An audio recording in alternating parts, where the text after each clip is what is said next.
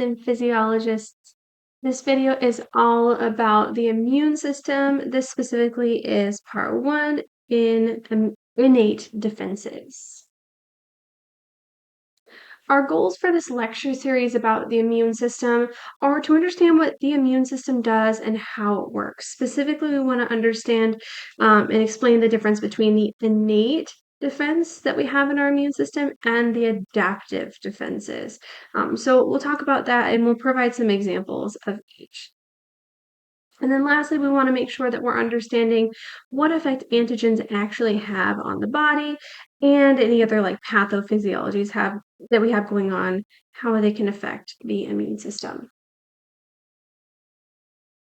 So what does the immune system actually do? It defends our body from invaders, bacteria, fungi, viruses, and it does this by two methods. So we have innate defenses and adaptive defenses. So we'll talk about each of these. The innate defense is also called the non-specific defense. So I'll write this one. Non-specific defenses, which means that you don't gotta be anybody in particular. We're going to defend anyways. That word innate means present from birth. We always got it. It's there no matter what. And that's what the innate defense system is like. It's like stuff like we have surface barriers, right? We have the skin, we have mucous membranes, stuff on the outside. And they act as a barrier to prevent entry of the bad stuff. But if this fails, that is okay, because guess what? There's a whole nother layer. And that other layer is called internal defenses. This is stuff like phagocytes, cell eaters, like natural killer cells, like the inflammation process, antimicrobial proteins, and fever. We'll talk about all of these. The hallmark, though, of the internal defenses is this process of inflammation. So we'll really talk about that one. I'm going to highlight it because it's important. So inflammation, we'll come back to it. But if the innate defenses aren't enough, those non-specific defenses, we also have the adaptive defenses. This one is the specific one. Specific. The word adaptive means that this part of the immune system can change or adapt to the situation. That means when we see a foreign thing that we know, because we've seen it before, we have a specific plan for how to get rid of that specific thing. The thing about the adaptive defense, though, is that it does take longer. Takes longer. But it's still awesome. The thing about these systems is that their functions do overlap quite a bit. But this is really good because it helps our immune system really get rid of those things that we don't want. This video is about the innate defense system, so this top purple one. So we'll keep talking about that, but there'll be another video coming soon about adaptive defenses. So we'll first start by talking about the surface barriers, and then we'll move on to talking about the internal defenses.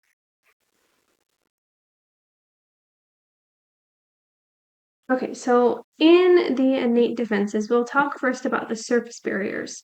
Surface barriers are skin and mucous membranes.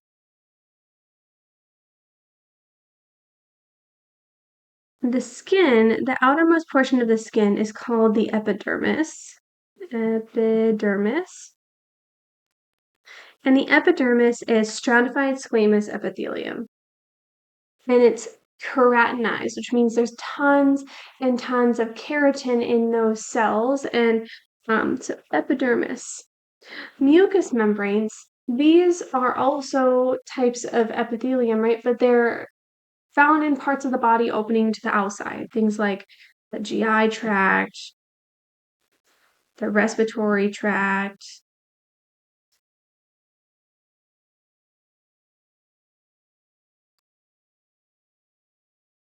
Reproductive,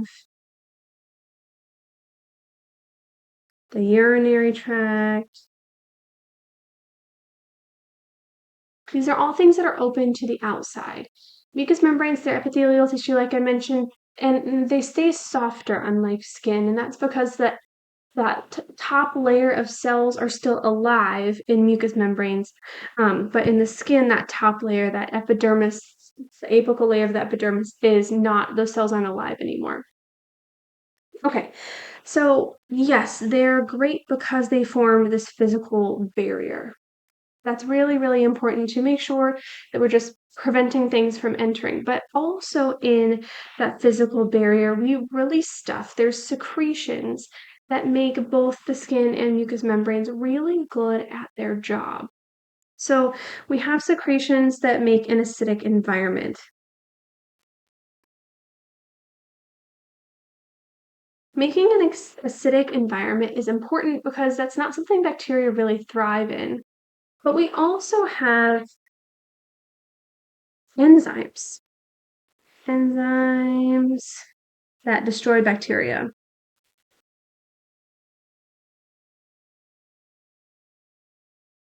That's good because we don't want bacteria around. But also other microorganisms. We have things like in the saliva, mucus, in the respiratory system, that kind of thing. Stomach acid. Those are all enzymes that destroy bacteria or other microorganisms. We have mucin, mucin, mucin, mucin plus water. That's what we get. That's mucus. And mucus is really important because it forms a sticky trap to trap microorganisms, kind of like flypaper. And when we trap those microorganisms, we can promote them to go into the GI tract, and then we can digest them and spit them out for parts later. There's also other defensive chemicals, things that are literally defensive chemicals called defensins. Defensins. Those are antimicrobial peptides. And then, of course, like there's other stuff. There's always other stuff. But that other stuff includes like bacteria, they don't like sebum. That's the oil in our skin. They don't like some substances in sweat. So all of that helps. Our cells in our respiratory tract, they're ciliated, which means they have little hairs on them. And that helps sweep away particles that we don't want and keep it away from the respiratory tract. And of course, this isn't a perfect system. The skin and mucous membranes, if that surface layer is breached, then we would need more help. And that's where we're going next.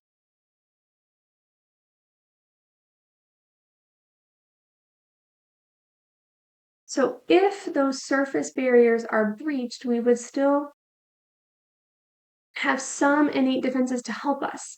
And these are the internal defenses. So I think of, in your textbook describes the internal defenses as like the second line of defense. Defense. And those physical barriers, I'll hop back one slide, or those surface barriers rather, are the first line of defense. First line of defense. Okay. So internal defenses, these are the things that are on the inside. Things like phagocytes, things like natural killer cells, antimicrobial proteins, fever. But the biggest thing, though, is that we're going to lead to inflammatory response. That's the hallmark thing going on here. First, let's talk about phagocytes. So this is phagocytes.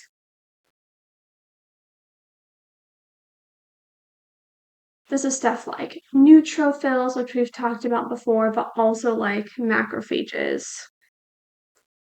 Neutrophils, macrophages. Remember that macrophages, they come from cells called monocytes.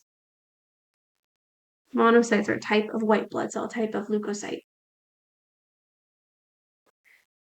Macrophages hang out in the tissues, looking around for stuff to eat, like debris, pathogens. Phagocytes eat stuff and spit them out as little bits, and that process is called phagocytosis. And that's what this picture is here. phagocytosis. So remember that cells have stuff on the surface of them, right? So macrophages do too. And what they have on the surface are little receptors. They have little receptors that bind to pathogens or debris or whatever. And that causes the macrophage to engulf that foreign thing, whatever it is. And that process is called endocytosis. And then once it's fully in the cell, then we form this little vesicle bubble called a phagosome. A phagosome. The phagosome will then fuse with this organelle called lysosome. The lysosome has a bunch of enzymes and other substances. It's like really acidic in there. Remember, bacteria and stuff hate that. To break up that bacteria or whatever it is into little tiny bits. So we break that substance up and then we spit it out in that process called exocytosis. So exocytosis is the last part. Sometimes, though, this process doesn't go so hot. If whatever pathogen this is resistant to whatever stuff is in the lysosome, then we may need some other help. And this would come in the form of helper T cells. Helper T cells help stimulate macrophages to release whatever pathogen killing stuff they need to do. This could be free radicals, which really are not good to be around if you're a pathogen. Oxidizing chemicals, stuff like hydrogen peroxide. But we can also affect some of those chemical properties of this phagolysosome fused enzyme slash phagosome situation. When this happens, though, when our bacteria or whatever is resistant to whatever's in the lysosome, our helper T cell comes, and we would call that respiratory burst. And that is a trick a lot of the time. But the process of phagocytosis, like this whole 5-step process, it only occurs if step 1 goes well. Step 1 is we need the phagocyte to adhere using receptors. And those receptors bind to the pathogen. Normally, that happens because the pathogen has some unique carbohydrate organization that we recognize, or that the that the macrophage will recognize and will bind to it, right? But if that's not there, because some bacteria and things, they have a capsule around it. And so the part that our phagocytes would normally bind to gets totally hidden.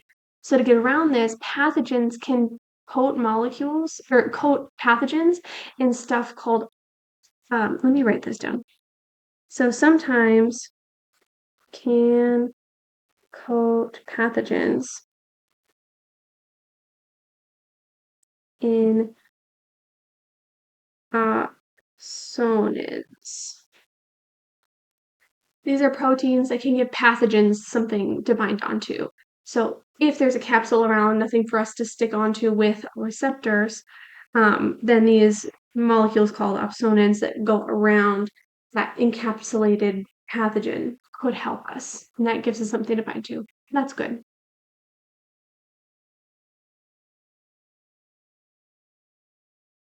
The next part is natural killer cells or NK cells. NK cells work by identifying cells that don't have a self surface protein. So all of our cells have something that identifies them as ours. And when those proteins aren't present, natural killer cells are like, oh, you're not me. You're not self. I don't know you. It's like when you go to like a concert or something and you get a wristband, that's the self part. Anybody without a wristband would get kicked out of that concert by that concert security team. By the concert security team, it's like that. So natural killer cells are watching the blood and the lymph for anything that lacks the self signature on the cell. And then it's really interesting. So to kill the pathogens, they don't do phagocytosis. They actually target that cell and make it undergo this process called apoptosis, which is cell death. So if there's a lack of cell surface proteins, they cause that cell just to die by this process called apoptosis. But they also play a role in the inflammatory response, which we'll talk about next. Okay, so inflammation is a response to an injury. So response to injury. Response to injury. This can be a physical thing, it could be heat, could be chemicals, could be infection, but inflammation has a set of goals. It has four main goals. So the first goal is to isolate the instant.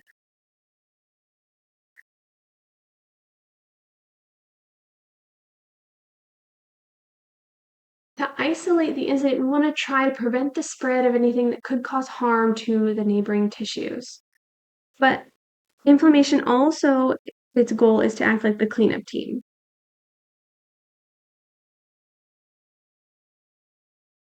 So we want to dispose of debris and pathogens, clean up that whole area, make it all nice and clean, and no yucky stuff left. We also, one of our goals is to call for help.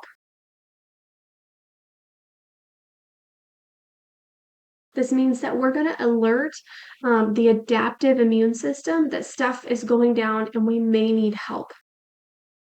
And then the last step is to prepare for repair. Prepare for repair. We want to make sure that that tissue is ready to undergo healing and do all of the things exactly how we want it to be. But there's some signs of that inflammatory response. We know when we're inflamed because there's a couple of signs that happen. There could be redness, heat, like the area feels really warm, swelling, and it's usually not comfortable. We can feel a good amount of pain in inflammatory states. And then maybe like some impaired function, that tissue isn't working as properly. And whenever we have inflammation going on, that would be like our itis. So anything that ends in itis, tendinitis, appendicitis, that's an inflammation of whatever that thing is. And it's because we have redness, heat, swelling, pain, and it works by a similar process. So, what events actually occur during the inflammatory response? The first thing is chemical release. So, we release chemicals. When a tissue is injured, then inflammatory chemicals are released by those injured cells or by the immune cells that are around in that area that are trying to help already. So, one of the things that happens is that mast cells, those are a type of immune cell, mast cells, they release histamine. What histamine does is it promotes vasodilation, vasodilation,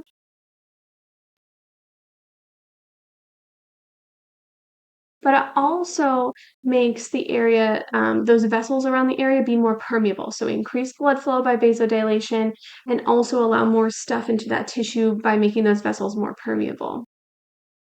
We also have these things called kinins. Kinins. They work really similarly to histamine, but they're plasma proteins, which means they're swimming around in the blood. Those are a type of plasma protein, but they also prompt, so they work similarly to histamines, but what they also do is they cause neutrophils to release enzymes. And that helps break up pathogens and stuff. Another one is prostaglandins. Prostaglandins work really similarly to these guys. They're released by neutrophils, basophils, other cells. And there's some other chemicals that work to enhance the inflammatory response to make it more. The thing here is that all of these guys lead to vasodilation.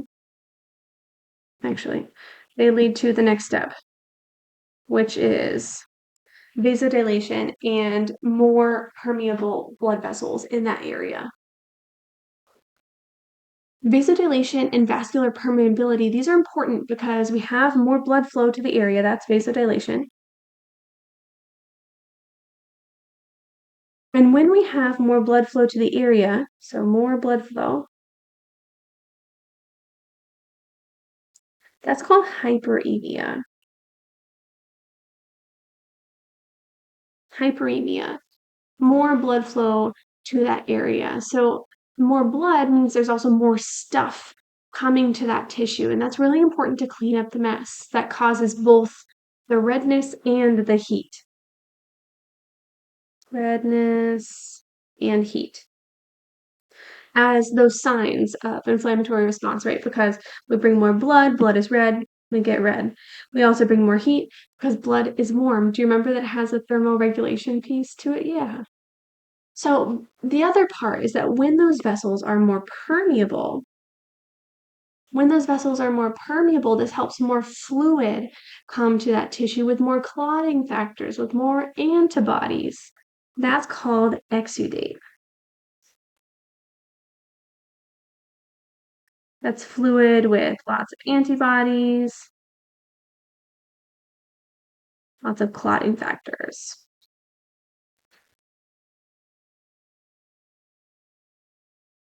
So extra fluid, though, means that the lymph vessels are picking up more fluid and more pathogens, which is nice because then we can deal with that stuff in the lymph nodes because there's immune function there in the lymph nodes.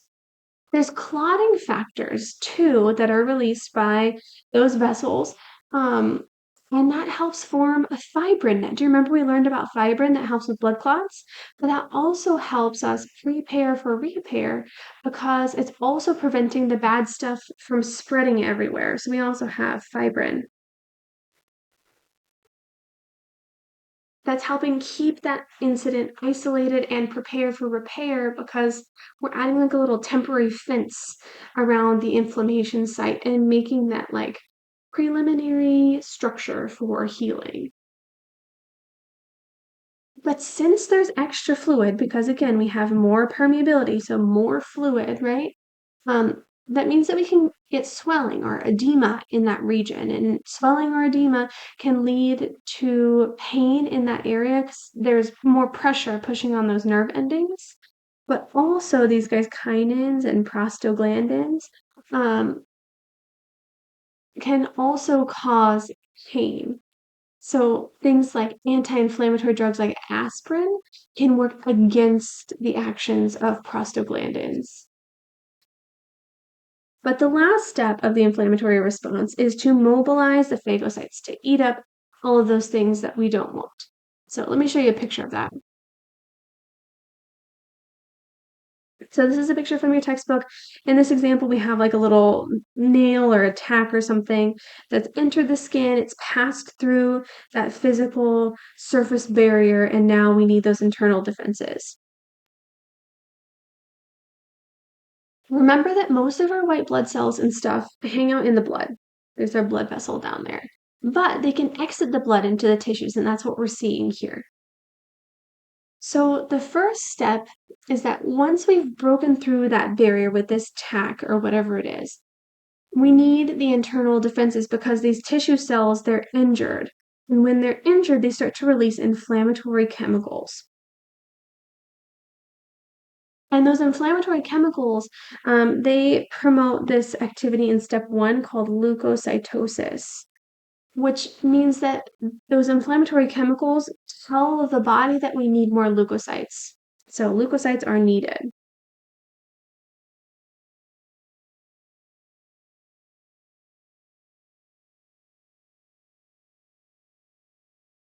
That's like the help signal released by the tissue.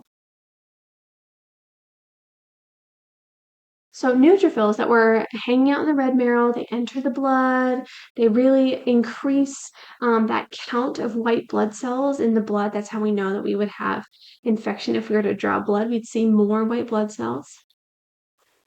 But then the next process occurs. It's called margination. What happens is these cells are flowing through the blood, but then they stick to the walls of that vessel. So they're swimming through the blood and they try to slow down and stop long enough, and that will lead to step 3. So margination, what happens is that phagocytes stick themselves to the capillary walls. That's this step right here. They're preparing to exit the blood and enter the tissue, but they need to know exactly where to do that. So tissue cells that are injured, they're releasing inflammatory chemicals and all these other things. They release chemicals that tell the phagocytes, like, hey, here's our exit site. Like, please come here. This is where we need actual help, exactly at this spot. So that's why we do margination. And then the actual exit of the phagocytes from the blood is called diapedesis. It's Latin or Greek or something that means leaping through. So the cell literally like leaps through those little gaps in the capillary wall and enters the tissue. The last stage is called chemotaxis, which is when neutrophils, other white blood cells, they're like called to the area. And they're called to the area by like following the breadcrumbs of inflammatory chemicals that are being released by these injured cells. So notice in this picture that there's not that many inflammatory chemicals down here, but here's a really strong signal of inflammatory chemicals. So it's kind of like you're getting warmer, you're getting warmer, you're getting warmer, you're here. It's like that. So once they kind of reach the site, once the neutrophils are hanging out there, there's also monocytes that will come there too. So neutrophils will come there, but then also, that's not listed in this, monocytes too also arrive, usually a little later. And remember that monocytes, they make macrophages. So monocytes, once they're in the tissue, then they can make themselves into macrophages. And macrophages, those are the ones that are super good at phagocytosis. So that's when stuff really goes down. Once that inflammation is cleared, because those pathogens are being cleared, the debris and stuff, the tissue heals, all of that good stuff. But we know that sometimes inflammation persists, right? So sometimes when that tissue is inflamed, a tissue can get an accumulation of pus. So pus is a mixture of neutrophils that are dead or really close to it, tissue cells, pathogens in similar states, also just are accumulating in that wound. And if that pus persists and the inflammation process can't clear it away, what can happen is we get an abscess forming. So an abscess is pus, but it's enclosed by a sac. So it forms like this little water balloony type situation. And an abscess can potentially need like medical treatments, even surgical drainage, that kind of thing. So all of the delicious things in life. But we want to make sure that we can clear that away, right? I really like this image or this diagram from the textbook. It's figure 21-4. It summarizes all the things we just talked about. So I'll let you look through this on your own and we'll talk more in the lab as well.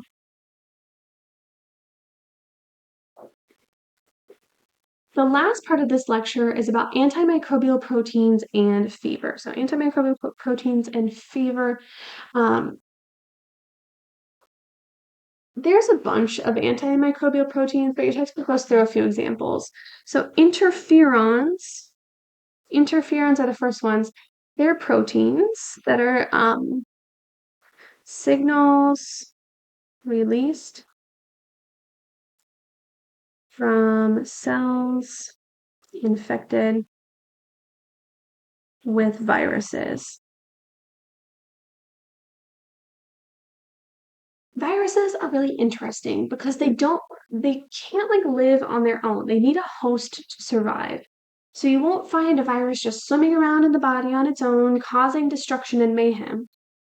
It needs to invade a cell, take over that cell's own machinery to make more of itself, to cause destruction and mayhem. So we can't cause destruction and mayhem as a virus without hijacking a cell, a host.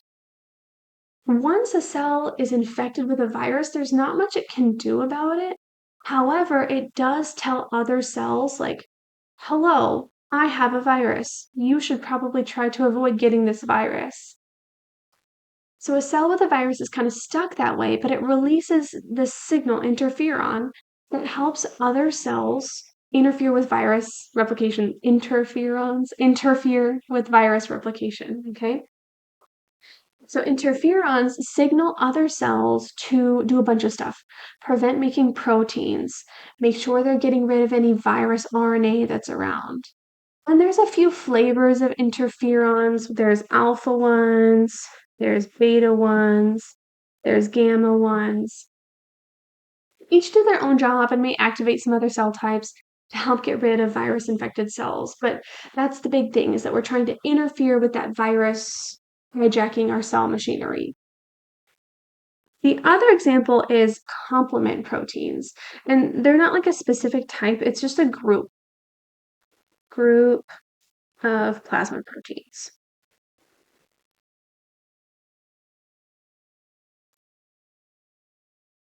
So these groups of plasma proteins complement, but they help destroy stuff in the body, but what they really do is kick that inflammatory response into high gear. I think of the complement system as something that like complements or helps out what's already happening. There's a series of steps and different pathways to make it all happen, but it can cause enhancement of inflammation, more phagocytosis, and it can also promote cell lysis, so more inflammation, more phagocytosis,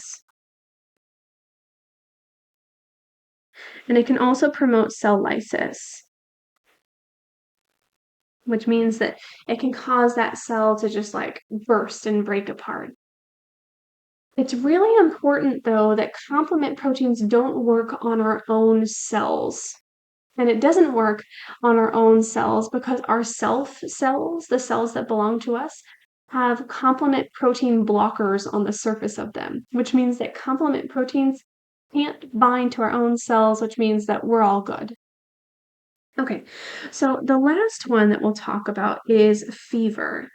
Fever is when our whole body gets warmer. This is a systemic response to pathogens by the release of this guy, um, pyrogen.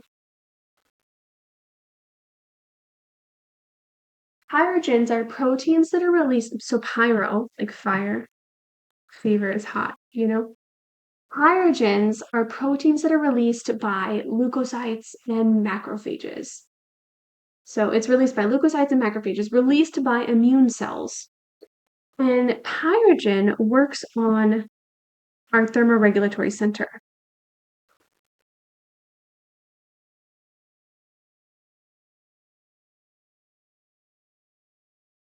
in our brain to make the whole body warmer. So that leads to a warmer temperature in our body. And we aren't sure like how exactly this works to reduce pathogens in the body. But what we do know is that the liver and spleen, when in times of fever, are going to hold on to iron and to zinc, which seems to somehow limit bacterial growth because bacteria kind of rely on those two nutrients to survive. Also, the tissue cells, they get warmer. When they get warmer, they metabolize more. So maybe that repair process also gets expedited. But whatever it is, fever seems to help out. The next part of this lecture, part 2 of this video series, we'll go into the adaptive immune system. So we'll come back to that.